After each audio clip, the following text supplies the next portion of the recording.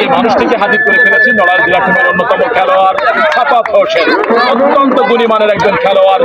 আজকে কিন্তু তারই জেলার একেবারে শেষ প্রান্তে অর্থাৎ মাগুরা এবং নড়াইলের শেষ প্রান্তে যে মাঠটি অর্থাৎ নড়াইলে অবস্থিত সিংহের মাঠে, সেই জায়গায় যে আপনি খেলতে এসেছেন অগণিত দর্শক কিন্তু আপনার পায়ের কারিশমা দেখবার জন্য তাকিয়ে থাকবে চাতক পাখির মতো।